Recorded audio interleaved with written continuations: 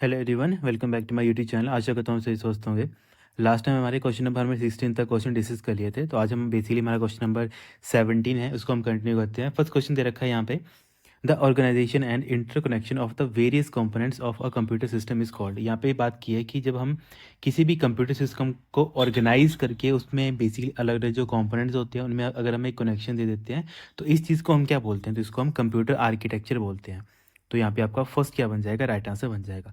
देखो, जो हमने बेसिक चीज़ हम आपको पढ़ाई थी कि जब भी हम कंप्यूटर आर्किटेक्चर की बात करते हैं तो ये क्या होता है, ये बेसिकली हमारे पास एक ब्लूप्रिंट का काम करता है ना। जैसे आप देखते हो ब्लूप्रिंट, जैसे ब्लूप्रिंट मैंने क्या बताया था, ब्लूप्रिंट होता है जैसे किसी भी मतलब एक्चुअल कोई डिवाइस है या फिर एक्चुअल कोई आपको चीज़ जो निकल के आएगी उसका एक बेसिक स्ट्रक्चर कि कैसे हम उसको इम्प्लीमेंट करेंगे, कैसे हम उसको यूटिलाइज करेंगे या फिर कैसे हम उसको एक तरीके से मतलब एक तरीके से इम्प्लीमेंट करेंगे। तो उसको बनाने के लिए हम क्या करते हैं, एक ब्लूप्रिंट तैयार करते हैं। तो आर्किटेक्चर हमें क्या बताता है, कंप्यूटर आर्किटेक्चर, कि जब आप किसी कंप्यूटर को बनाओगे तो उसमें आप जो कंप्यूटर का सीपीयू है, बात कर लेते हैं कंप्यूटर का जो आपका सीपीयू है, और जो आपके अलग अलग जो आपके मेमोरी या फिर इसके अलावा कोई और जो आपके कंपोनेंट्स हैं उनको आपस में आप कैसे कोऑर्डिनेट करवाओगे, तो वो एक तरीके से आपको ब्लूप्रिंट तैयार करवाते हो जब भी आप बात कर लेते हैं कंप्यूटर आर्किटेक्चर की। तो कल को पूछ लिया जाए कि आपका जो ब्लूप्रिंट होता है जो बताता है कंप्यूटर के सीपीयू और मेमोरी को कि आप कैसे आपस में कम्युनिकेट करेंगे, तो उसको भी क्या बोलेंगे, तो उसको भी हम कंप्यूटर का आर्किटेक्चर भी हम इसको बोलेंगे। देखो, सबसे पहले मैंने एक चीज़ बताई थी कि जो ये आर्किटेक्चर है या फिर जो आप ये सारी चीज़ें पढ़ती हैं तो इसकी शुरुआत कब से हुई थी। हमने एक हिस्ट्री में बात की थी, हमारे पास एक साइंटिस्ट थे जिन्होंने हमें स्टोर्ड प्रोग्रामिंग का कंसेप्ट बताया था। उनका नाम था हमारे पास जॉन वॉन न्यूमन, है ना। जॉन वॉन न्यूमन उनका नाम था। ये हमने काफ़ी बार डिस्कस किया हुआ है क्योंकि एग्ज़ाम पर्सपेक्टिव से इंपॉर्टेंट ये बन जाता है क्योंकि ये फर्स्ट हमारे पास पर्सन थे जिन्होंने हमें कंसेप्ट दिया था स्टोर्ड प्रोग्रामिंग का। अब स्टोर्ड प्रोग्रामिंग का कंसेप्ट हमने काफ़ी बार डिस्कस किया हुआ है। इसका मतलब क्या होता है कि हम क्या करते हैं कि जो भी हमारा प्रोग्राम और जो भी हमारे पास प्रोग्राम से रिलेटेड जितने भी हमारे पास डाटा होता है उनको हम क्या करते हैं, उनको हम एक ही मेमोरी में स्टोर कर लेते हैं और एज़ पर हमारी रिक्वायरमेंट हम प्रोग्राम के दौरान, मतलब हम जब प्रोग्राम चला रहे होते हैं उसके अकॉर्डिंग जिस जिस डाटा की मुझे रिक्वायरमेंट पड़ती है उस डाटा को मैं मेमोरी से उठा के कहाँ पे भेज देता हूँ। मेमोरी कौन सी होती है, हमारी रैम। तो रैम से उसको उठा के मैं कहाँ भेज देता हूँ, सीपीयू के पास मैं भेज देता हूँ ताकि उस डाटा के ऊपर वो काम स्टार्ट हो पाए या फिर एग्जीक्यूशन है हमारी वो स्टार्ट हो पाए। तो ये जो शुरुआत थी स्टोर्ड प्रोग्रामिंग की वो हमारे जॉन वॉन न्यूमन के द्वारा दी गई थी। देखो, ये इम्पॉर्टेंट चीज़ इसलिए बन जाती है कि जब आप किसी चीज़ को ऑर्गेनाइज़ करते हो तो ऑर्गेनाइज़ करने का शुरुआत कहाँ से हुई थी, किसने उसको स्टार्ट किया था, तो ये हिस्ट्री के कॉन्टेक्स्ट में भी इम्पोर्टेंट बन जाता है। वहीं अगर आप बात कर लेते हो, क्योंकि ये हमने बात की कंप्यूटर आर्किटेक्चर की, और यही चीज़ अगर हम बात कर लेते हैं नेटवर्किंग में, क्योंकि जब आप कंप्यूटर नेटवर्क का भी सब्जेक्ट पढ़ते हो तो वहाँ पे भी एक टर्म आती है कि अब आप क्या कर रहे हो, आप अलग अलग आपके पास डिवाइसेस हैं, आपके पास अलग अलग क्या है, कंप्यूटर के डिवाइसेस हैं, और आप क्या कर रहे हो उनके, मतलब क्या कर रहे हो उनके थ्रू आप क्या कर रहे हो, अपनी इन्फॉर्मेशन को शेयर कर पा रहे हो। मतलब हर एक डिवाइस क्या है, वो आपस में क्या कर पा रहा है, कम्युनिकेट कर पा रहा है ना। तो जो इस टाइप का नेटवर्क होता है इसको बोला जाता है एक हमारे पास interconnection of multiple independent computer. यहाँ पे ये क्या है, यहाँ पे जो मैं यहाँ पे गोल गोल बनाया हुआ है ये आपने समझ लेने हैं कि सर ये आप कंप्यूटर हैं। और हमेशा रखना है कि जब भी हम किसी कंप्यूटर को नेटवर्क की वे में पढ़ते हैं तो इस कंप्यूटर को हम क्या बोल देते हैं, नोड बोल देते हैं। तो इसका मतलब है मेरे पास यहाँ पे एक नोड ये है, एक नोड मेरा ये है, एक नोड मेरा ये है, और एक नोड मेरा ये है, और एक नोड मेरा ये है। मतलब ये सारे मेरे ऐसे डिवाइसेस हैं जो क्या है, हमारे एक नेटवर्क के ऊपर इस्टेब्लिश हैं। तो अगर हम मल्टीपल नोड्स को आपस में कम्युनिकेट करवा पा रहे हैं जिसकी हेल्प से हम कोई भी इंफॉर्मेशन है या फिर कोई भी रिसोर्स है उसको हम शेयर करवा पा रहे हैं, तो उस टर्म को हम क्या बोल देते हैं, कंप्यूटर नेटवर्क बोल देते हैं। ये टर्म मैंने क्यों इसलिए आपको बताया क्योंकि ये आर्किटेक्चर जैसे अभी आपने समझ लिया, तो कंप्यूटर नेटवर्क भी ऐसा ही टर्म होता है। ये भी बेसिकली आपको एक ऑर्गेनाइज्ड या फिर आपको इंटरकनेक्शन बताने का काम करता है। किसके ऊपर, जब आप नेटवर्किंग की बात करते हो, ताकि आप अलग अलग जो आपके पास रिसोर्सेज होते हैं आप उनको शेयर कर पाओ। ओके, ये छोटी छोटी चीज़ें हैं, ये सारी चीज़ें इंपॉर्टेंट बन जाती हैं। बाकी जैसे मैंने जॉन वो न्यूमन का आपको बताया था, तो आपको मैंने मतलब बेसिकली स्टार्टिंग में जब आपको मैंने पढ़ाया था तो मैंने ये बताया था कि जो हमारे पास जॉन वो न्यूमन का जो कंसेप्ट था स्टोर्ड प्रोग्रामिंग का, इसमें क्या होता था, इसमें हम एक सिंगल मेमोरी का यूटिलाइज़ करते थे। मतलब हम क्या करते थे, सिंगल मेमोरी का हम यूटिलाइज़ करते थे, और इसी स्टोर्ड प्रोग्रामिंग को हम क्या बोलते हैं, single instruction single data stream. ठीक है, SIST भी हम इसको क्या बोल देते हैं, मतलब इस टर्म को हम SIST भी हम बोल देते हैं। SIST का मतलब होता है हमारे पास क्या होती है, जो हमारे पास सिंगल इंस्ट्रक्शंस होती हैं उसको ऊपर क्या किया जाता है, बेसिकली सिंगल डाटा का हम यूज़ करते हैं। तो ये सारी चीज़ें जब आती हैं जब आप कंप्यूटर में हिस्ट्री में जॉन वॉन न्यूमन के बारे में पढ़ते हैं। ये सारी चीज़ें इंपॉर्टेंट है, बताने का यही मोटिव है ताकि आपको पता रहे कि ये सारी चीज़ें आती कहाँ से हैं, क्यों हम इनको यूज़ करते हैं, क्या इनका मेन मोटिव होता है। ओके, तो छोटी छोटी चीज़ें हैं, इनको आपने कॉपी पे नोट करना है। इसके अलावा वैसे तो और भी काफ़ी चीज़ें होती हैं जो एग्ज़ाम में पूछी जाती हैं कि जॉन वॉन न्यूमन का कंसेप्ट आया कब था। तो 1945 में जॉन वॉन न्यूमन का हमने कंसेप्ट पढ़ा था। इसी के बाद हमने जो भी स्टोर्ड प्रोग्रामिंग का कंसेप्ट था वो हमने स्टार्ट किया था। तो डेट भी आपने याद रखनी है और ये सारी छोटी छोटी चीज़ें हैं, इनको भी आपने याद रखना है। बाकी कंप्यूटर आर्किटेक्चर जब आप पढ़ते हो तो वहाँ पे आप एक सब्जेक्ट पढ़ते हो या फिर एक आप टॉपिक पढ़ते हो जिसको हम बोलते हैं ISA। ISA किस चीज़ को बोलते हैं, इंस्ट्रक्शन सेट आर्किटेक्चर हम इसको बोल देते हैं। अभी के लिए बस आप इतना ही नोट कर लेना क्योंकि ये एक काफ़ी मतलब एक तरीके से अच्छा टॉपिक है, इंस्ट्रक्शन सेट आर्किटेक्चर। ये काफ़ी बार एग्ज़ाम में इसकी फुल फॉर्म पूछी गई है, तभी मैंने आपको लिखवा दिया कि बेसिकली जो हमारे पास इंस्ट्रक्शन सेट आर्किटेक्चर है ये हमें बताता है कि जो हमारे पास मशीन लैंग्वेज है, या फिर ये आप ऐसे समझ लो कि ये डिफ़ाइन करता है मशीन लैंग्वेज को, कि जो मशीन लैंग्वेज हैं और जो हमारी कमांड्स हैं वो CPU कैसे अंडरस्टैंड करेगा, उसको हम क्या बोलते हैं, इंस्ट्रक्शन सेट आर्किटेक्चर बोलते हैं। सिंपल बोलने का मतलब है कि अगर मेरे पास कोई कमांड्स हैं, कमांड के अलावा मेरे पास और क्या हो सकता है, मेरे पास सर कमांड देने के लिए कोई ना कोई मशीनी भाषा होती है। तो जो हमारे पास कमांड एंड मशीन लैंग्वेज होती है उनको CPU कैसे समझेगा, ठीक है, क्योंकि मेरा मेन मोटिव है CPU से काम करवाना। तो इनको मुझे CPU को अंडरस्टैंड कैसे करवाना है, तो उसके मतलब उसको कहाँ पे डिफ़ाइन किया जाता है, उसको इंस्ट्रक्शन सेट आर्किटेक्चर के द्वारा डिफ़ाइन किया जाता है। तो ये सारे छोटे छोटे पॉइंट है पर एग्ज़ाम रेलिवेंट ये हमारे बन जाते हैं। देन हमारे पास नेक्स्ट क्वेश्चन आता है, which of the following is a coding of data so that it can be easily understood if intercepted. तो इसको हम क्या बोल देते हैं, तो जैसे फर्स्ट दे रखा है बार कोड, सेकंड दे रखा है डिकोडर, थर्ड दे रखा है इनक्रिप्शन। तो यहाँ पे सभी को पता है यहाँ पे राइट आंसर क्या बन जाएगा, इनक्रिप्शन यहाँ पे राइट आंसर बन जाएगा। देखो वही लिखा है, आप किसी नॉर्मल भाषा, जैसे आपने क्या लिखा, आपने लिखा ABC, है ना, ABC को आपने कन्वर्ट कर दिया, मान लेते हैं आपने अपनी कोडेड भाषा में कन्वर्ट कर दिया, आपने इसको कर दिया X to Z करके आपने इसको कन्वर्ट कर दिया। ओके, अब ये क्या है, ये आपका हमारे पास आता है प्लेन टेक्स्ट। अब प्लेन टेक्स्ट होता है जिसको आप भी पढ़ सकते हो कि सर आपने यहाँ पे ABC लिखा है, पर इसके बाद जैसे मैंने प्लेन टेक्स्ट को क्या किया, यहाँ पे मैंने इनक्रिप्शन लगा दी, इसके ऊपर मैंने इसके ऊपर क्या लगा दी, इनक्रिप्शन लगा दी। जैसे मैंने इनक्रिप्शन लगाई तो मेरा प्लेन टेक्स्ट किस में बदल गया, ये यहाँ पे हमारे किस में बदल गया, तो ये सर हमारा साइफर टेक्स्ट में कन्वर्ट हो गया। तो जब हमारा प्लेन टेक्स्ट साइफर टेक्स्ट में बदल जाता है, मतलब वही लिखा है कि एक हमारे पास कोडिंग का तरीका होता है जिसमें जो हमारे पास डाटा होता है उसको हम ईजिली पढ़ नहीं पाते हैं, ईजिली अंडरस्टूड नहीं कर पाते हैं। ओके, जब तक हम उसको इंटरसेप्ट ना कर पाए। इंटरसेप्ट मतलब क्या होता है, आप इसको फिर से डिक्रिप्ट ना कर दो, ठीक है, डिक्रिप्ट करने के बाद ये फिर से ABC बन जाएगा जिसको आप फिर से पढ़ सकते हो। पर इन बिटवीन जब ये आपके यहाँ साइफर टेक्स्ट है तब तक आप इसको अंडरस्टैंड नहीं कर सकते हो। अंडरस्टैंड करने के लिए आपको पता आना चाहिए आपने इसको प्लेन टेक्स्ट से साइफर टेक्स्ट में कैसे बदला है। तो ये चीज़ें इंपॉर्टेंट हैं। इंक्रिप्शन का मतलब क्या होता है, एक ऐसा, या फिर कल को ये पूछ लिया जाए कि साइफर टेक्स्ट क्या होता है, तो आप ऐसे बोलेंगे कि जब हम किसी प्लेन टेक्स्ट के ऊपर इनक्रिप्शन इम्प्लीमेंट कर देते हैं जिससे वो क्या होता है, एक अनरीडेबल कोड फॉर्मेट में कन्वर्ट हो जाता है, उसको हम बोलते हैं साइफर टेक्स्ट। और साइफर टेक्स्ट ऐसा टेक्स्ट होता है जो हम ईजिली या फिर ह्यूमन बीइंग उसको ईजिली अंडरस्टैंड नहीं कर सकते जब तक हम उसको फिर से डिक्रिप्ट करके नॉर्मल प्लेन टेक्स्ट में कन्वर्ट ना कर दें। तो ये चीज़ें इंपॉर्टेंट है, एग्ज़ाम में ये काफ़ी बार पूछी जाती हैं, क्योंकि जब आप चाहे किसी भी SSC का एग्ज़ाम दे लो, चाहे आप बैंकिंग का एग्ज़ाम दे लो, वहाँ पे ये काफ़ी बार क्वेश्चन पूछे हैं। इनक्रिप्शन के तो पता नहीं कितने एग्जामिनर के फेवरेट क्वेश्चन है कि इनक्रिप्शन होता है क्या है। बस वो ये डेफिनेशन पूछेंगे आपसे कि आप हमें बताओ कि जब आप किसी रीडेबल डाटा, देखो कुछ भी लिख सकता है, जैसे मैंने यहाँ पे लिख दिया रीडेबल डाटा, तो वो प्लेन टेक्स्ट भी लिख सकता है, एग्जामिनर पे डिपेंड है, वो कुछ भी लिख सकता है। रीडेबल डाटा या फिर प्लेन टेक्स्ट, इसको आप किस में कन्वर्ट कर दोगे, अनरीडेबल में। बस लिखने का तरीका अलग है, बस आपने समझना है। अनरीडेबल मतलब हम किसकी बात कर रहे हैं, साइफर टेक्स्ट की हम बात कर रहे हैं। तो रीडेबल से अनरीडेबल या फिर प्लेन टेक्स्ट से हम साइफर टेक्स्ट में जब हम कन्वर्ट करते हैं, उस सिक्योरिटी को हम क्या बोलते हैं, तो उस सिक्योरिटी को सर हम इनक्रिप्शन का नाम दे देते हैं। तो यही चीज़ है जो एग्ज़ाम में ऐसे करके घुमा के पूछी जाती है।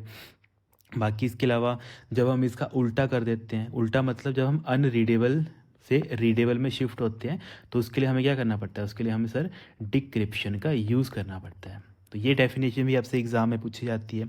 इसके अलावा साइबर, या फिर हम ऐसे बोल सकते हैं, जब आप साइबर सिक्योरिटी पढ़ते हैं तो वहाँ पे एक टर्म काफ़ी यूज़ की जाती है, क्रिप्टोग्राफी। अगर आपने कभी पढ़ी होगी या फिर नहीं पढ़ी है तो उसके बारे में आपको पता होना चाहिए। एक टर्म है जो काफ़ी बार एग्ज़ाम में पूछी गई है, उस टर्म को हम क्या बोलते हैं, उसको बोलते हैं हम क्रिप्टोग्राफी। क्रिप्टोग्राफी, अब देखो क्रिप्टोग्राफी का मतलब क्या होता है। क्रिप्टोग्राफी मतलब ये चीज़ होती है, ये एक ऐसा मतलब तरीका होता है, या फिर सिंपल ऐसे बोल सकती हो कि sir it is an art and science of protecting information bye transferring it into a unreadable format. वही चीज़ मैंने अभी आपको बताया, जो चीज़ अभी आपको मैंने समझाई, इसका मतलब क्या है, क्रिप्टोग्राफी आपको क्या करती है, किसी भी मतलब एक आर्ट ऑफ साइंस है, ठीक है, या फिर ऐसे बोल सकती हो, एक हमारे पास एक आर्ट है या फिर एक हमारे पास साइंटिफिक तरीका है जिसकी हेल्प से हम क्या करते हैं, किसी भी नॉर्मल टेक्स्ट या फिर जिसको आप अभी प्लेन टेक्स्ट बोल रहे थे, इसको आप किस में कन्वर्ट कर देते हो, साइफर टेक्स्ट में आप कन्वर्ट कर देते हो। तो साइफर मतलब आपको खुद लग गया होगा बता सर आप किसकी बात कर रहे हो, हम बेटा यहाँ पे इनक्रिप्शन की बात कर रहे हैं। तो देखो एग्जाम में जैसा मर्जी पूछा है, क्योंकि साइफर या फिर जब आप क्रिप्टोग्राफी पढ़ते हैं उसके अंदर ये दोनों टर्म डिफाइन की जाती हैं कि क्रिप्टोग्राफी के अंदर इनक्रिप्शन क्या होता है और क्रिप्टोग्राफी के अंदर डिक्रिप्शन क्या होता है। तो इनक्रिप्शन का मतलब क्या होता है, जब आप किसी डाटा को प्लेन से साइफर में या फिर रीडेबल से अनरीडेबल में कन्वर्ट करते हैं, और डिक्रिप्शन जस्ट इसका उल्टा होता है। तो ये सारे पॉइंट इंपॉर्टेंट हैं, एग्ज़ाम में पूछे जाते हैं, तो इनको आपने ज़रूर कॉपी पे नोट करके लिख लेना है। बाकी इसके अलावा जो और चीज़ें होती हैं, जैसे हमने पहले भी काफ़ी बार पढ़ा है कि जैसे हम बात करते हैं कि हमारे पास अलग अलग मैकेनिज़्म होते हैं, कि एक ऐसा मतलब इंक्रिप्शन होता है जहाँ पे हम सिमेट्रिक की का यूज़ करते हैं, एक ऐसी हमारे पास इंक्रिप्शन होती है जहाँ पे हम एसिमेट्रिक का यूज़ करते हैं। सिमेट्रिक का मतलब क्या होता है, उसका मतलब होता है कि जब आप डाटा इनक्रिप्ट या डिक्रिप्ट कर रहे हो, उसके लिए आप एक ही की का यूज़ कर रहे हो, एक ही चाबी का आप यूज़ कर रहे होते हो। पर वहीं जब आप एसिमेट्रिक की बात कर लेते हैं, वहाँ पे आप क्या करते हो, वहाँ पे आप जो इनक्रिप्शन है वो पब्लिक की के थ्रू करते हो, और जो आपका डिक्रिप्शन है वो आप प्राइवेट की के थ्रू करते हो। तो ये सारा डाटा हमारा इंपॉर्टेंट बन जाता है। अगर आपको नोट करना होगा, जिनको नहीं आइडिया होगा और जहाँ से आपको लगता है कि सर एग्ज़ाम में जहाँ से क्वेश्चन बन सकते हैं, तो वो क्वेश्चन यही बन सकते हैं कि जैसे मैं बात कर लेता हूँ, मैंने अभी आपको बताया है कि हमारे पास दो तरीके होते हैं। एक हमारे पास बन जाता है सिमेट्रिक की, एक हमारे पास बनता है सिमेट्रिक, दूसरा हमारे पास बनता है असिमेट्रिक की। ये हमारे पास टू टाइप के हमारे पास इनक्रिप्शन के मैकेनिज्म बनते हैं। इसमें सबसे पहला पॉइंट यही पूछा जाता है कि सिमेट्री की होती क्या है। तो आप बोलेंगे कि सर ये हमारे पास एक ऐसा तरीका होता है जहाँ पे जब हम डाटा को लॉक करते हैं, है ना, जब भी हम क्या करते हैं, डाटा को लॉक करते हैं। लॉक करने का मतलब क्या कर रहे हो, आप उसको इनक्रिप्ट कर रहे हो। तो कुछ भी लिखा हो, जस्ट आपने अंडरस्टैंड करना है कि जब आप डाटा को लॉक करते हो या फिर इनक्रिप्ट करते हो, या फिर ठीक है, और आप क्या करते हो, डाटा को अनलॉक करते हो, या फिर आप इसको डिक्रिप्ट भी लिख सकते हो।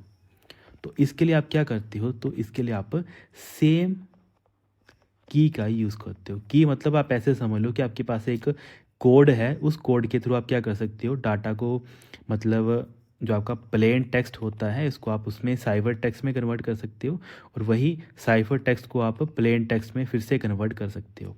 तो जो चाबी होगी इस चीज़ को करने के लिए वो क्या रहेगी, सेम रहेगी। कब रहेगी, जब आप बात करोगे सिमेट्रिक की इनक्रिप्शन की।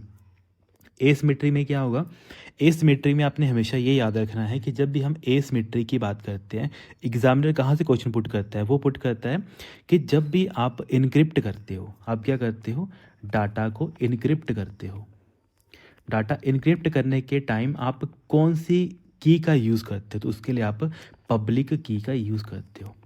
ठीक है, जब आपको बेसिकली क्या करना होता है, जब आपको ने प्लेन टेक्स्ट से जब आपको साइफर टेक्स्ट में बदलना है, उसके लिए आप पब्लिक की का यूज़ करते हो। जबकि इसका आपने सेकंड पॉइंट लिखना है जो इंपॉर्टेंट है, जो पूछा जाता है, जो होता है आपके पास जब आप इसको डिक्रिप्ट करते हो, जब आप डाटा डिक्रिप्ट करते हो, कब, इन कॉन्टेक्स्ट ऑफ असिमेट्रिक। तो इस टाइम पे आप क्या करते हो, इस टाइम पे सर हम प्राइवेट की का यूज़ करते हैं।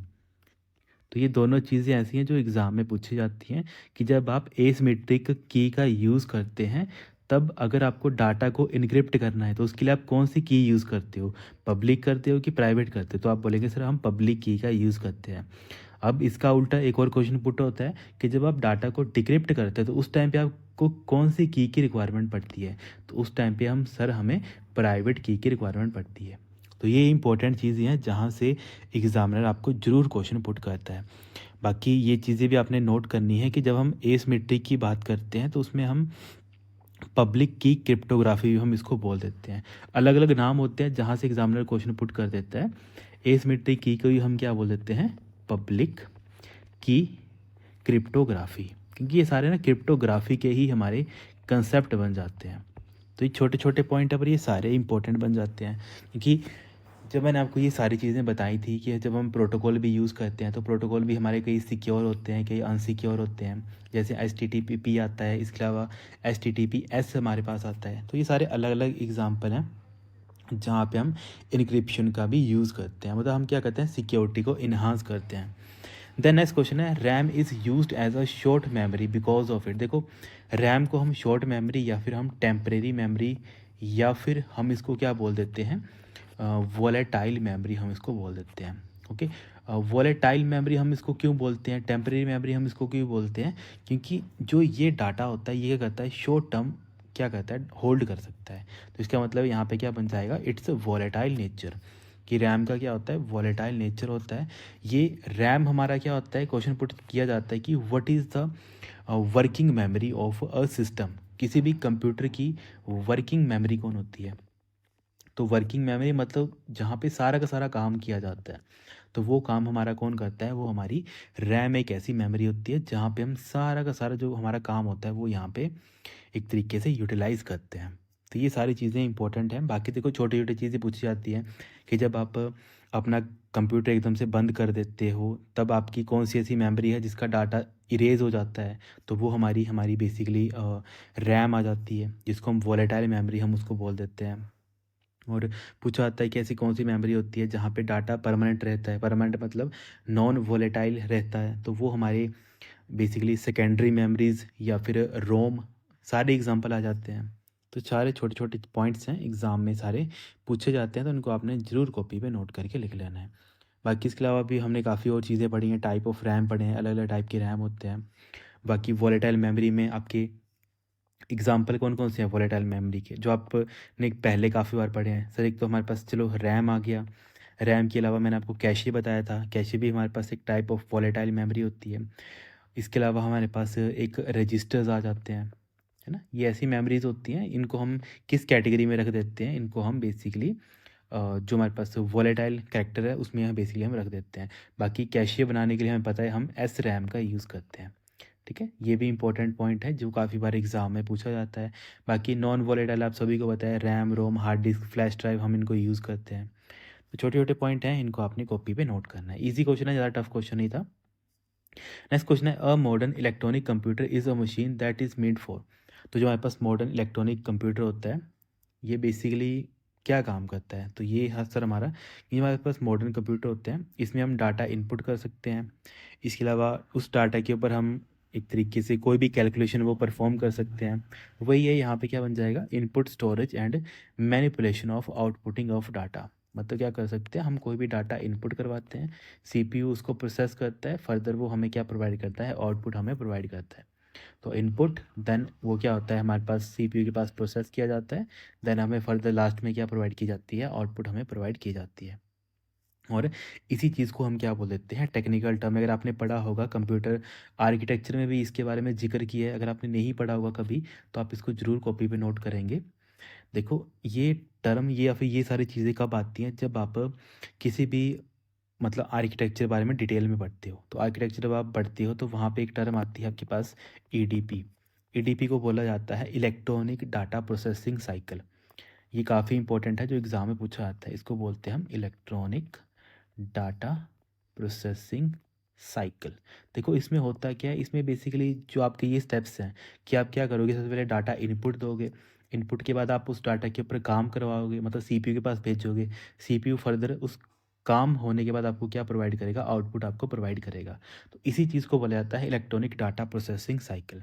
इसमें क्या होता है, हम क्या करते हैं, डाटा एक्सेप्ट करते हैं, मतलब सीपीयू क्या करता है, डाटा लेता है, देन डाटा को होल्ड करता है, मतलब मेमोरी में स्टोर भी करता है, साथ ही साथ उस पर प्रोसेस भी करता है।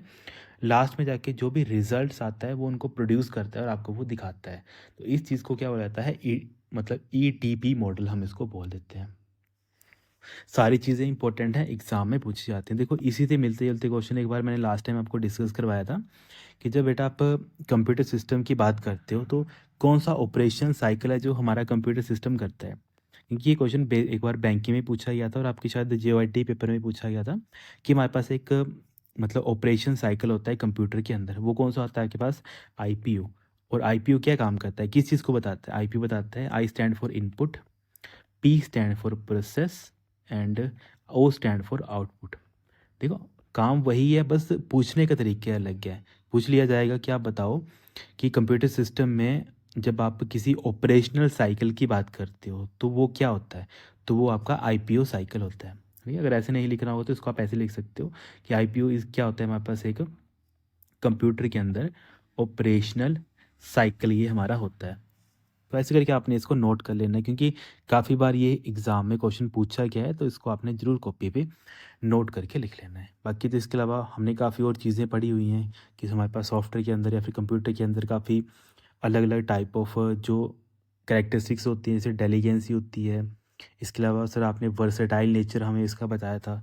तो आपके लिए सिंपल मैं होमवर्क देता हूँ कि जब आपने कंप्यूटर की कैरेक्टरिस्टिक्स पढ़ी थी, यहाँ पे मैं कर देता हूँ कंप्यूटर की हमारे पास कैरेक्टरिस्टिक्स। तो कंप्यूटर की जो आपकी कैरेक्टरिस्टिक्स थी, ओके, तो यहाँ पे मैं इसको चलो पूरा नहीं लिख रहा हूँ, आप इसको पूरा लिख लेना। हमारा जो कंप्यूटर के अंदर जो कैरेक्टरिस्टिक्स होती हैं वो कौन कौन सी होती हैं। ओके, जैसे आपने सर हमें बताया था कि कंप्यूटर हम स्पीड के अकॉर्डिंग हम उसको कैरेक्टराइज करते हैं। देन हमारे पास कंप्यूटर में क्या होती है, डेलीगेंसी उसका नेचर होता है ना, डेलीगेंस नेचर होता है। इसके अलावा सर वो हमारे पास एक तरीके से जब हम बात कर लेते हैं, एक स्पीड आता है, डेलीगेंसी आता है। इसके अलावा हम बात कर लेते हैं कि सर वो हमारे पास एक टाइप ऑफ कि इसको एक स्पीड आता है, हमारे पास डेलीगेंसी आती है। इसके अलावा हम जैसे बात कर लेते हैं कि जो हमारा कंप्यूटर होता है उसमें बेसिकली आईक्यू वगैरह होता है ना, आईक्यू वगैरह उसमें होता है कि नहीं होता है। इसके अलावा इमोशंस, ये हम पढ़ लेते हैं कि उसमें हमारे सर इमोशंस वगैरह होते हैं कि नहीं होते हैं। तो ये हमारे पास अलग अलग क्या होते हैं, कैरेक्टरिस्टिक्स होती हैं।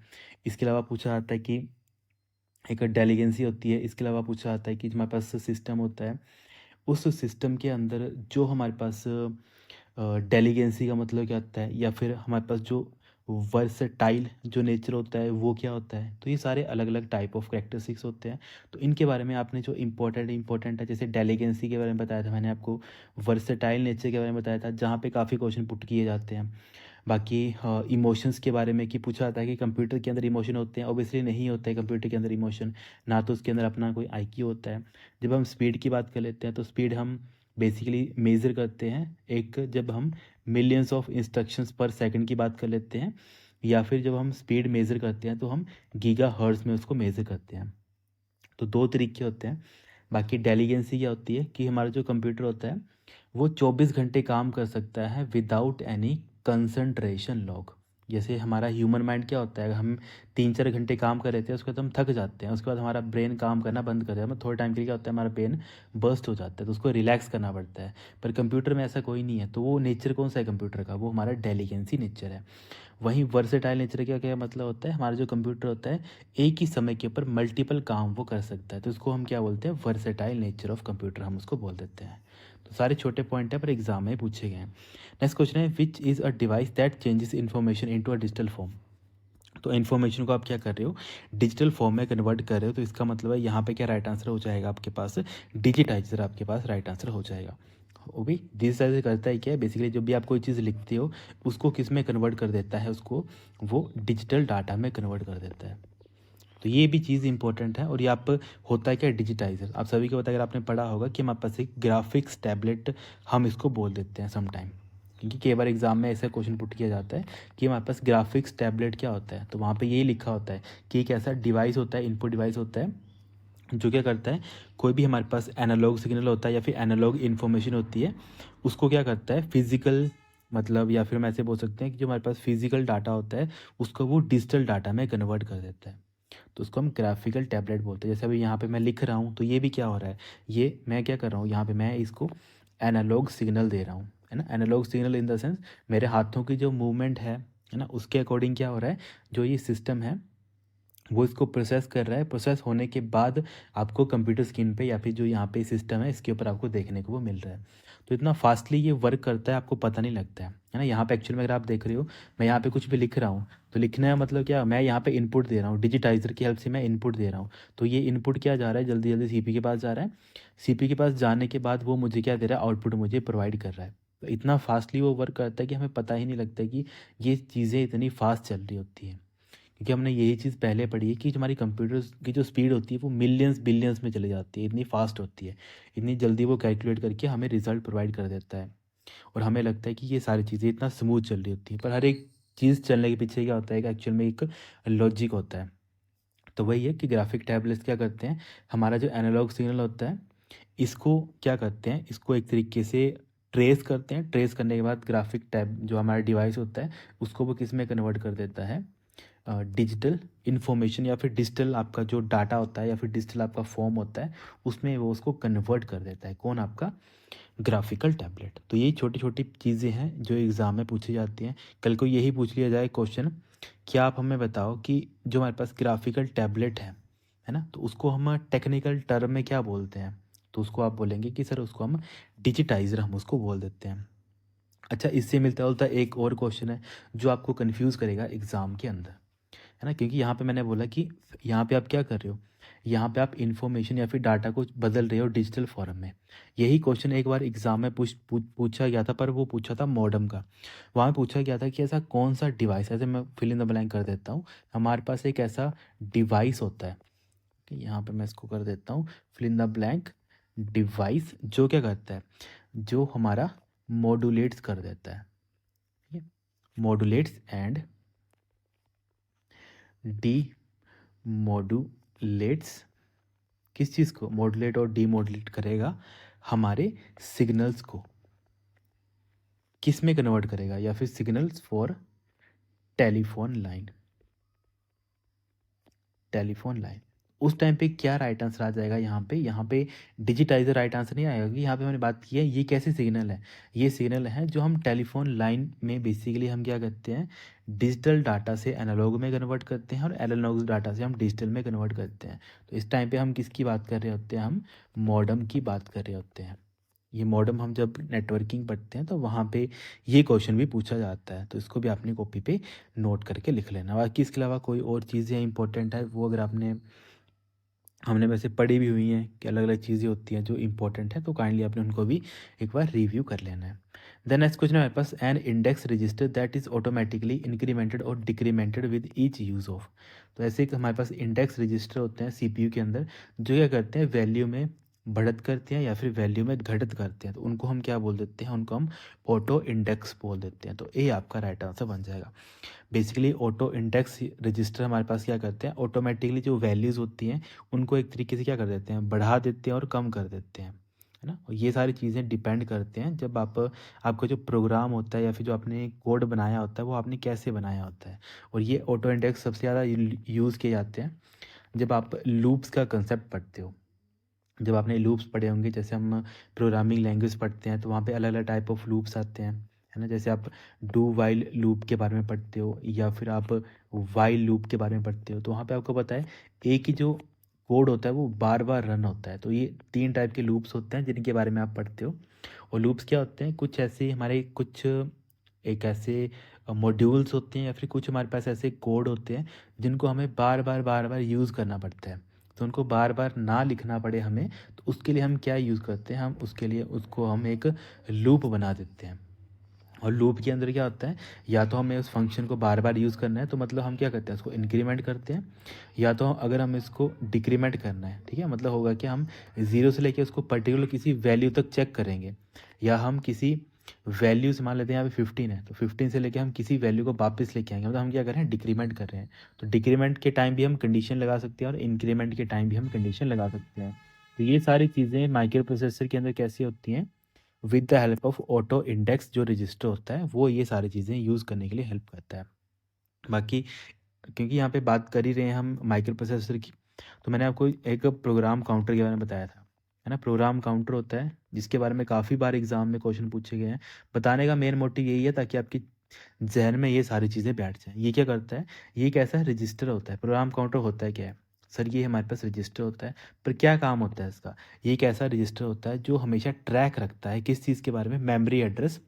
तो एग्जाम में क्वेश्चन पूछा जाएगा, fill in the blank, keeps track of the memory address, memory address.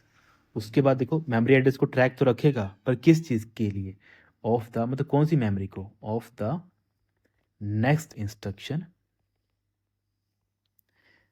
Next instruction to be fetched from the memory, ठीक है, या फिर टू बी फेच्ड, ऐसे करके आप इसको नोट कर लो। मतलब ऐसा रजिस्टर होता है जो अगली मेमोरी को पॉइंट करता है, ताकि जब एक इंस्ट्रक्शन ख़त्म हो जाए तो उसके आगे आने वाली इंस्ट्रक्शन कौन सी होगी, तो ताकि मैं उसके बारे में आपको बता पाऊँ।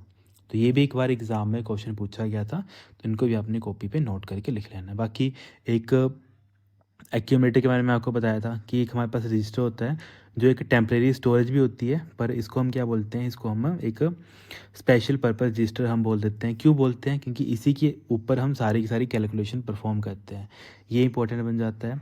बाकी देखो इसके अलावा अगर हम बात कर लेते हैं, क्योंकि जब हम ऑटो इंक्रीमेंट या फिर ऑटो डिक्रीमेंट की बात कर ही रहे हैं, तो ये हमारे जो रजिस्टर्स होते हैं वो हमें कहाँ पे देखने को मिलते हैं, तो ये हमें सारे सीपीयू के अंदर देखने को मिलते हैं। ये सारी चीज़ें हमने पहले डिस्कस की हुई हैं, सारी इंपॉर्टेंट है।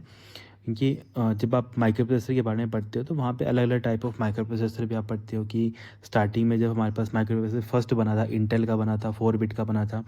फिर इसके बाद हमने धीरे धीरे उसमें इंक्रीमेंट करी, या फिर धीरे धीरे हमने जो एक इवोल्यूशन थी वो हमने देखी थी, 4 से 8, 8 से फिर 16, 16 से फिर हमारे पास 32 बिट का माइक्रो प्रोसेसर। फिर आजकल हम 32 और 64 बिट के माइक्रो प्रोसेसर काफ़ी ज़्यादा यूज़ करते हैं। तो सारा डाटा वहीं से आता है, जस्ट कुछ नहीं है, आपको हिस्ट्री के कॉन्टेक्स्ट में आपको मतलब लेटेस्ट भी पता होना चाहिए। नेक्स्ट क्वेश्चन है, which network is a packet switching network. तो पैकेट स्विचिंग नेटवर्क यहाँ पे कौन सा है, तो यहाँ पे एज पर ऑप्शन हम देख लेते हैं, तो यहाँ पे यूरोनेट यहाँ पे राइट आंसर बन जाएगा। ये एग्जाम्पल था हमारा पैकेट नेटवर्क स्विचिंग का। अगर आपने पढ़ा होगा यूरोनेट के बारे में, जैसे मैंने आपको एक आर्फा नेट के बारे में बताया था, अगर आपको याद हो, तो मैंने काफ़ी स्टार्टिंग में आपको ये चीज़ बताई थी, हमारे पास क्या है, एक आर्फा नेट है। आर्फा नेट क्या था, बेसिकली एक नेटवर्क था, स्टार्टिंग नेटवर्क था, जो बेसिकली जो यूएस डिफेंस के द्वारा बनाया गया था, है ना। ये चीज़ें हमने पहले भी पढ़ी हुई हैं। वैसे ही हमारे पास जो यूरोनेट था वो भी आर्फा नेट की तरह ही था, और ये भी क्या था हमारे पास, ये हमारे पास एक वाइड एरिया नेटवर्क था। इंपॉर्टेंट इसलिए है यूरोनेट क्योंकि बेशक ये पैकेट स्विचिंग नेटवर्क था, पर ये क्या था हमारे पास, वाइड एरिया नेटवर्क, जिसको हम क्या बोल देते हैं, वैन हम इसको बोल देते हैं। ओके, क्योंकि जो आर्फानेट था वो लिमिटेड था, स्टार्टिंग में जो बनाया गया था तो लिमिटेड बनाया गया था, पर जो यूरोनेट था वो हमारे पास एक वाइड एरिया नेटवर्क था, और ये वर्क ही करता था हमारा पैकेट स्विचिंग नेटवर्क के ऊपर। तो ये सारी चीज़ें होती हैं छोटी छोटी, जहाँ से आपको, क्योंकि यूरोनेट इसीलिए इंपॉर्टेंट है क्योंकि ये वाइड एरिया नेटवर्क था। कल को यही क्वेश्चन पुट कर दिया आपसे, आप बताओ कि हमें ऐसा कौन सा नेटवर्क था जो वाइड एरिया नेटवर्क मतलब यूज़ करता था, या फिर वाइड एरिया नेटवर्क वो हमने बनाया था, तो वो हमारा यूरोनेट बन जाता है। जबकि जैसे हम बात करें यहाँ पे पैकेट स्विचिंग की, तो पैकेट स्विचिंग के क्या क्या क्वेश्चन बन सकते हैं एग्जाम में। अगर मैं एग्जामिनर को मान लेते हैं, मुझे आपका पेपर सेट करना है, तो मैं सिंपल एक क्वेश्चन पुट करूँगा पैकेट स्विचिंग से ही। मुझे उन्होंने टॉपिक दे दिया पैकेट स्विचिंग से, आप सर एक क्वेश्चन पुट करोगे, तो मैं वहाँ पे सिंपल एक क्वेश्चन पूछूंगा कि ऐसा कौन सा तरीका होता है। सिंपल मैं लिखूंगा कि fill in the blank is a method, ठीक है, मेथड या फिर फंक्शन, कुछ भी मैं लिख सकता हूँ, वो मेरी मर्जी है। Fill in the blank is a method और फंक्शन ऑफ स्लाइसिंग। यहाँ पे मैं थोड़ा टेक्निकल टर्म यूज़ करूँगा, ऑफ स्लाइसिंग किस चीज़ के बारे में, आपका डिजिटल मैसेजेस, डिजिटल मैसेजेस या फिर डिजिटल डाटा, कुछ भी मैं लिख सकता हूँ, into smaller unit, into smaller unit for transmission, mission. Okay, अब इसका मतलब क्या है कि यहाँ पे मैंने आपसे सिंपल एक क्वेश्चन पुट किया। मैंने बोला आप मुझे बताओ ऐसा कौन सा मेथड या फिर ऐसा कौन सा फंक्शन है जो क्या करता है किसी भी डिजिटल डाटा को क्या करता है वो छोटे छोटे टुकड़ों में स्लाइस करके तोड़ देता है। तोड़ने के बाद वो क्या करता है उन छोटे छोटे टुकड़ों को आगे फर्दर नेटवर्क के ऊपर भेज देता है। तो जिसको थोड़ा बहुत भी नेटवर्किंग का पता होगा उसको पता होगा सर आप बात कर रहे हो पैकेट स्विचिंग टेक्नोलॉजी की, और जिसको नहीं पता होगा वो यहाँ पे बच्चा क्या हो जाएगा, कन्फ्यूज हो जाएगा। तो यही क्वेश्चन था एक बार एग्जाम में पूछा गया था। देखो पैकेट स्विचिंग में होता है क्या है, जब मैंने आपको नेटवर्किंग में ओएसआई मॉडल के बारे में बताया था तो मैंने ये चीज़ बताई थी कि जब हम आईपी की बात करते हैं, ठीक है, मतलब नेटवर्क लेयर की हम बात करते हैं, तो वहाँ पे हम क्या करते हैं जो भी डाटा होता है उसको हम छोटे छोटे टुकड़ों में तोड़ देते हैं। उन टुकड़ों को हम क्या बोल देते हैं बेसिकली, जो हमारे पास आईपी एड्रेस में, चलो आपके लिए सिंपल एक होमवर्क में यहाँ पे मैं दूंगा, क्योंकि ये मैंने आपको पहले बताया था। होमवर्क में आपको सिंपल दूंगा कि जब आप नेटवर्क लेयर की बात करते हो ओएसआई मॉडल के अंदर, उसमें जो आप डाटा भेजते हो, है ना, जो उसमें आप डाटा सेंड करते हो, तो वो आप डाटा कौन सी वे में आप सेंड करते हो। जैसे मैं बात कर लेता हूँ, जैसे हम ट्रांसपोर्ट लेयर में मैंने आपको बताया था कि वहाँ पे हम क्या करते हैं, वहाँ पे हम डाटा ग्राम का यूज़ करते हैं। बेसिकली हम क्या करते हैं ट्रांसपोर्ट लेयर में उसको मैसेज को फर्दर छोटे टुकड़ों में तोड़ देते हैं, फिर फर्दर छोटे टुकड़ों में तोड़ देते हैं, है ना। तो वैसे ही जब आप डाटा सेंड करते हो नेटवर्क लेयर के अंदर तो आप उसको किस में तोड़ देते हो, तो उसके बारे में आप मुझे यहाँ पे बताओगे। तो चलो बैक टू हम क्वेश्चन चलते हैं। क्वेश्चन ये था कि जब आप पैकेट स्विचिंग की बात करते हो तो उसमें होता है क्या है, मान लेते हैं आपका एक मैसेज था, मैसेज आ गया आपका हेलो हेलो। जब आप इसको नेटवर्क के ऊपर भेजोगे, मतलब आप किसका यूज़ कर रहे हो, आप कौन सा मैकेनिज्म का यूज़ कर रहे हो, आप यूज़ कर रहे हो पैकेट स्विचिंग का। तो पैकेट स्विचिंग क्या करती है, हर एक डाटा को क्या करती है छोटे छोटे टुकड़ों में तोड़ देती है। तो आपने इसको क्या किया, 5 टुकड़ों में तोड़ दिया।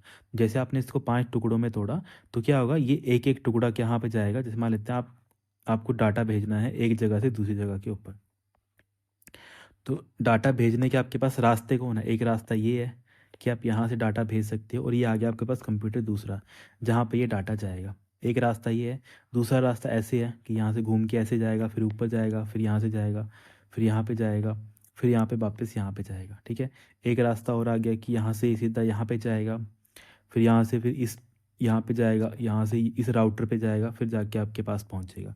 तो आपके पास देख रहे हो कि एक जगह से दूसरी जगह जाने के पास आपके पास क्या है, अलग अलग एक तरीके से रास्ते हैं। तो जब आप पैकेट स्विचिंग की बात करते हो तो इसमें जो आपके अलग अलग पैकेट्स होते हैं, यहाँ पे हमने क्या किया, हमने छोटे छोटे जो हमारा जो प्रॉपर मैसेज था इसको हमने छोटे छोटे पैकेट्स में तोड़ दिया, ठीक है। यहाँ पे आपका पैकेट नंबर 1 आ गया, ये पैकेट नंबर 2 आ गया, ये पैकेट नंबर 3 आ गया, ये 4 आ गया, और ये आपका 5 आ गया। तो जब ये छोटे छोटे पैकेट नेटवर्क के ऊपर जाएंगे तो कैसे जाएंगे, तो मान लेते हैं आपका ओ यहाँ पे है, ठीक है। इसके अलावा जो आपका एल है वो यहाँ पे चला गया। इसके अलावा मान लेते हैं कि एक और, मतलब ऐसे समझ लो कि ओ यहाँ से ओ यहाँ पे पहुँच गया, तो ओ के बाद अगला कौन सा आ गया, एल आ गया। उसके बाद एल एक यहाँ पे था तो यहाँ पे ई आ गया, है ना। मतलब हो क्या रहा है कि यहाँ से एक एक करके क्या हो रहा है, वो डाटा आगे भेजा जा रहा है। ओके, तो जाने का तरीका तो कहीं से भी वो जा सकता है, वो देखेगा कि सबसे छोटा रास्ता कहाँ है जहाँ पे वो आपका लास्ट में वो डाटा आपके पास पहुँचेगा। तो एक एक करके क्या होगा, ये पूरा पूरा अलग अलग डाटा टुकड़ों टुकड़ों में जाएगा, वो रिसीवर के पास पहुँच जाएगा। जैसे रिसीवर के पास पहुंचेगा तो मान लेते हैं पहले इसके पास ओ पहुंचा, फिर आपके एल पहुंचा, फिर आपका एल पहुंचा, फिर आपका एच पहुंच गया मान लेते हैं, ठीक है, और ई आपका लास्ट में पहुंचा। तो रिसीवर के टाइम पे क्या होता है, रिसीवर इसको फिर से रीअरेंज कर लेता है। रीअरेंज करने का मतलब इसको पता होता है कि पहले नंबर पे कौन सा पैकेट था, दूसरे पे कौन सा, तो पहले पे कौन सा, तो पहले पे एच था। दूसरे पे कौन था, दूसरे पे आपका ई था। तीसरे पे कौन सा आपके पास, तीसरे पे आपका एल था। चौथे पे भी एल था। तो इससे फ़र्क नहीं पड़ता है, वो दोनों इक्वली थे तो कोई भी आगे पीछे लग सकता है। और लास्ट में आपका क्या था, 5 था।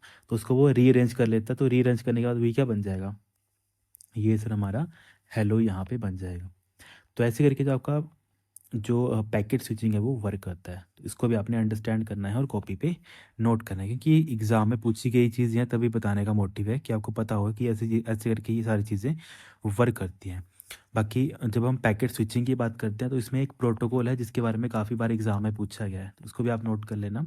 कल को क्वेश्चन पूछा जाएगा X.25 जो हमारा प्रोटोकॉल है जो हम नेटवर्किंग में यूज़ करते हैं, तो वो किसके बारे में बताता है, तो वो हमारा सर पैकेट स्विचिंग के बारे में बताता है। ये एक बार एग्जाम में पूछा गया था, तभी मैं बोल रहा हूँ इसको आपने कॉपी पे नोट करके लिख लेना है। बाकी पैकेट स्विचिंग का अगर यूरोनेट यहाँ पे एग्जांपल है, तो एक और एग्जांपल है जिसके बारे में भी आपको पता होना चाहिए। जब हमने टीसीपी आईपी मॉडल के बारे में पढ़ा था, मैंने आपको ओएसआई के बारे में बताया था और एक मैंने बताया था आपको टीसीपी आईपी मॉडल के बारे में। तो वहाँ पे मैंने एक बताया था कि टीसीपी आईपी जो हमारे पास मॉडल था, ये हमारे पास पहला मॉडल था जहाँ पे हमने पैकेट स्विचिंग को यूज़ किया था। तो टीसीपी आईपी क्या है हमारे पास? फर्स्ट नेटवर्क जहाँ पे हमने क्या किया था, जहाँ पे हमने पैकेट स्विचिंग को यूज़ किया था। तो ये भी पता होना चाहिए आपको, कल को यही ये एग्जाम में किसी भी वे में क्वेश्चन पुट कर सकता है। यूरोनेट को चलो आपको लग गया पता, ये भी एक था, पर पहला कौन था? पहला हमारा सर टीसीपी आईपी था। ये इंपॉर्टेंट तब बन जाता है, तो इसको भी आपने कॉपी पे नोट कर लेना है।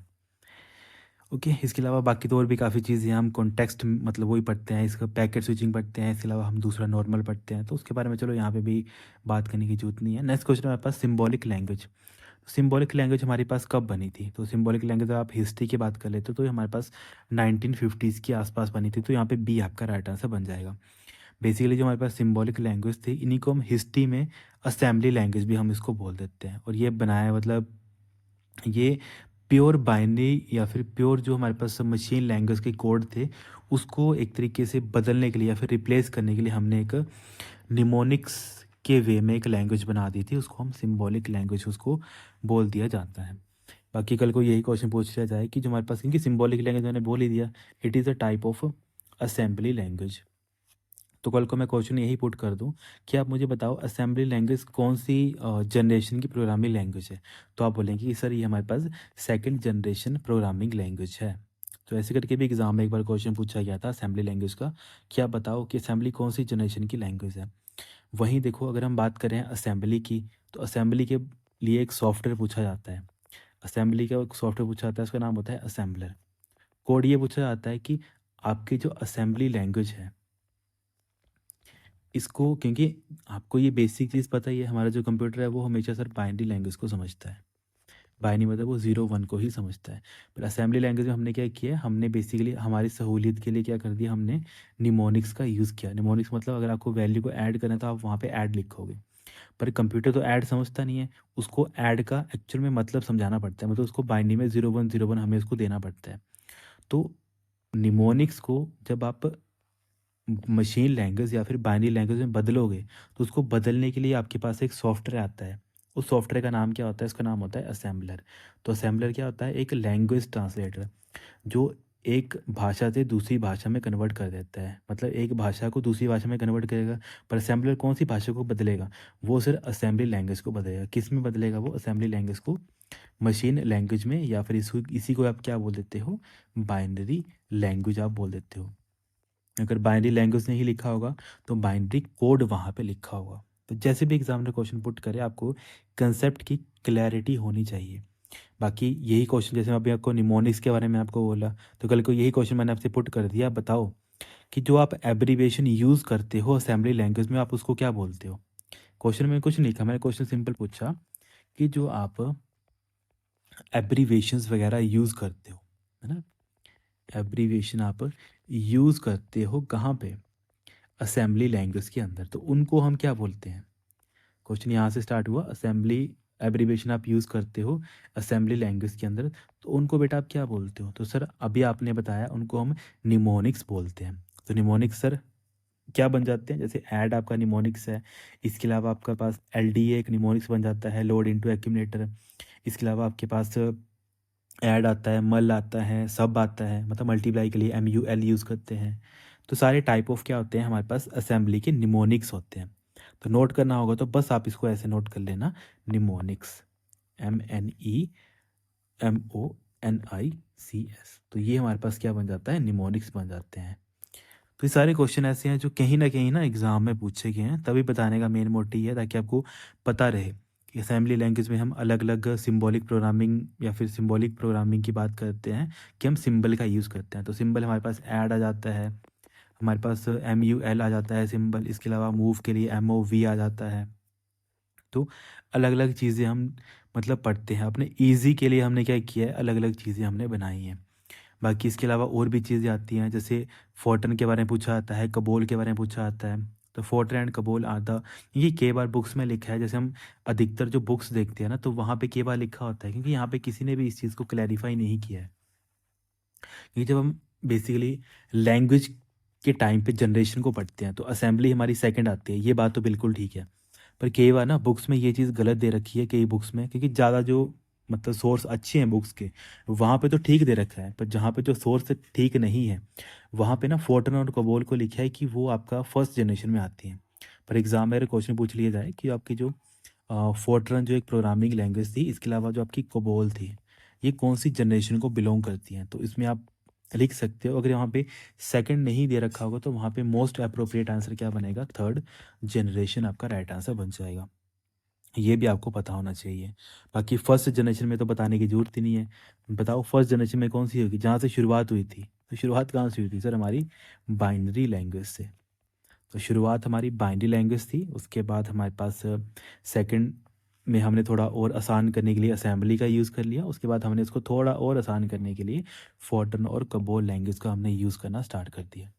तो ऐसे करके ये सारी चीज़ें चलती हैं, इनको भी आपने नोट करके कॉपी पे लिख लेना है।